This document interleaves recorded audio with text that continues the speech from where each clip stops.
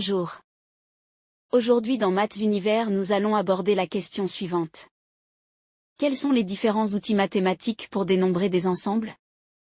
Nous allons présenter et définir ces outils qui sont les uplets, les arrangements, les permutations et les combinaisons. Démarrons à partir d'un exemple. On considère deux points A et B représentés dans un repère orthonormé. Quelles sont les coordonnées de ces points? Pour donner les coordonnées de A, il faut donner le couple de nombres 3 et 1. On convient de donner en premier le nombre lu sur l'axe horizontal puis en second le nombre lu sur l'axe vertical. Si l'on inverse l'ordre de ces nombres et que l'on considère le couple de nombres 1 et 3, alors on désigne en fait le point B qui est un point différent de A.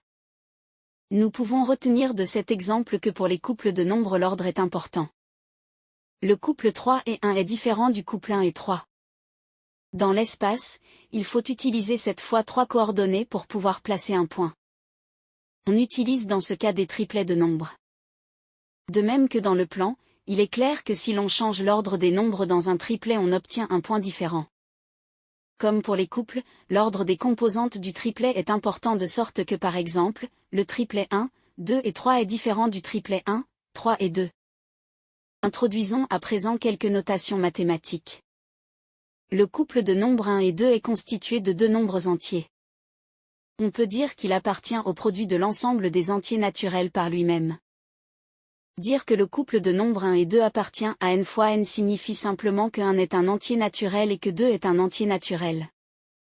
On peut encore noter cela plus simplement en écrivant que le couple de nombres 1 et 2 est dans le carré de n. Lorsque l'on effectue un produit de deux ensembles en mathématiques, nous obtenons ainsi des couples. On appelle cela un produit cartésien. Voici un second exemple, considérons le triplet formé par les nombres 0,2, racine carrée de 2 et moins 1 tiers. On peut dire que ce triplet est dans le produit cartésien de D fois R fois Q. Cela signifie simplement que 0,2 est dans D. L'ensemble des nombres décimaux, puis que racine carrée de 2 est dans R. L'ensemble des nombres réels, et enfin que moins 1 tiers est dans Q. L'ensemble des nombres rationnels. On peut aussi donner moins de précision en affirmant que ce triplet est dans R fois R puisque ces trois nombres sont aussi des nombres réels. Cette dernière affirmation peut aussi être notée plus rapidement en écrivant que ce triplet est un élément de R au cube. C'est de cette façon que l'on définit en maths des couples, des triplets puis des quadruplets et ainsi de suite. Nous pouvons à présent donner la définition d'un uplet d'éléments d'un ensemble E. Un couple X et Y d'éléments de E est noté ainsi à l'aide de parenthèses avec X dans E et Y dans E. De la même façon on peut considérer des triplets d'éléments de E avec X, Y et Z des éléments de E. Dans le cas général, si n est un entier naturel non nul alors un n uplet d'éléments de E est aussi noté de la même manière en utilisant des parenthèses. Prenons un exemple pour illustrer cette définition. Considérons l'ensemble C des chiffres et l'ensemble L des 5 premières lettres de l'alphabet.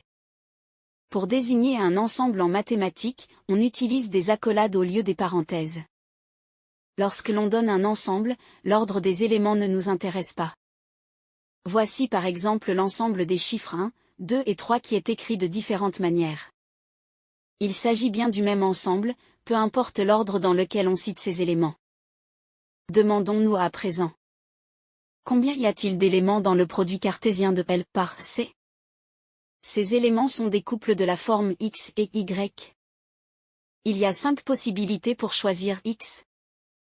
Il y a 10 possibilités pour choisir Y. Le nombre d'éléments dans L fois C est donc 5 fois 10, c'est-à-dire 50. Nous venons de calculer le nombre d'éléments dans L fois C. Ce nombre est appelé le cardinal de l'ensemble L fois C et on peut le noter de cette façon. Dans l'exemple étudié nous avons vu que ce nombre était égal à 5 fois 10, c'est-à-dire au cardinal de L multiplié par le cardinal de C. Nous avons dans le cas général, le théorème suivant. Si E et F sont deux ensembles alors le cardinal de E fois F est égal au cardinal de E multiplié par le cardinal de F. On peut ensuite se servir de ce principe pour calculer le nombre de K uplés dans un ensemble de cardinal n. Il suffit de multiplier K fois le cardinal de E par lui-même ainsi ce nombre est n puissance K. Par exemple, le nombre de triplets d'éléments de C est 10 puissance 3, c'est-à-dire 1000. Présentons maintenant deux cas particuliers à connaître pour les uplets. Soit E, un ensemble de cardinal n et K un entier naturel non nul. Un arrangement de K éléments de E est un K uplet d'éléments différents de E. Une permutation d'éléments de E est un arrangement de n éléments de E. Par exemple, les triplets BCA et AED sont des arrangements de trois éléments de l'ensemble L présenté précédemment. Une permutation consiste à fixer un ordre dans L, comme dans le 5 uplet ADBEC. Combien y a-t-il de permutations possibles de l'ensemble L? Lorsque l'on choisit la première lettre, il y a 5 choix possibles. Pour la deuxième lettre, comme il faut choisir une lettre différente de la première, il reste 4 choix possibles. Pour la troisième lettre, il faut choisir une lettre différente des deux premières, donc il y a 3 choix possibles. Pour la quatrième lettre, il ne reste plus que 2 choix possibles. Puis on choisit la dernière lettre qui reste, ce qui est donc le seul choix possible.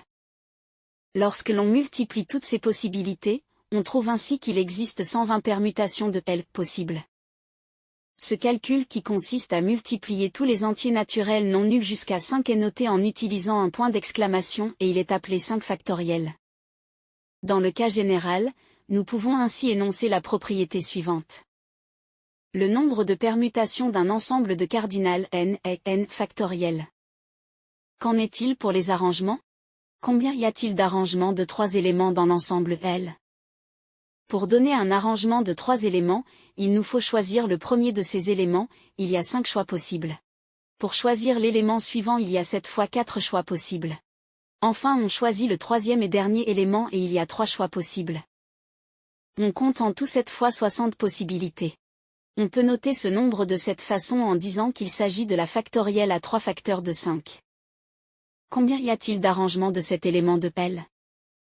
On sait que L contient 5 éléments, donc il n'est pas possible de trouver un set uplet formé par des éléments distincts de L.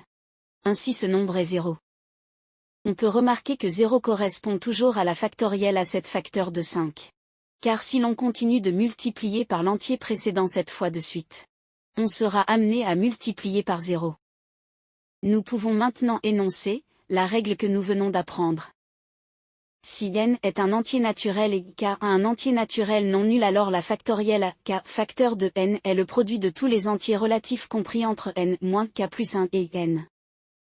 On peut noter ce nombre comme une puissance mais avec l'exposant souligné.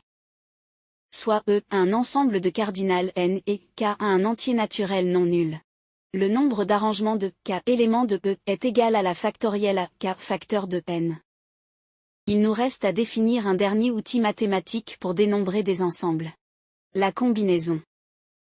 Soit E, un ensemble de cardinal n et k un entier naturel non nul. Une combinaison de k éléments de E est un sous-ensemble de E de cardinal k.